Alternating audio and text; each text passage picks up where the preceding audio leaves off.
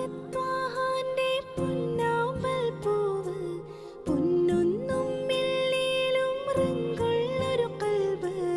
അല്ലാന്റെ സ്വർഗത്തിലെ റാണിയാണിവര് ഫാത്തിമ സഹറ ബത്തൂലാണ് പേര് മുത്ത് വഫാത്തിന്റെ നേരത്താ തല വെച്ച് ഉമ്മത്തി എന്നോതി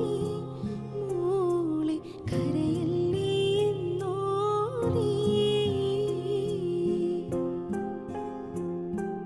പൂമാൻ റസൂലിന് സൗജത്താം ബീവി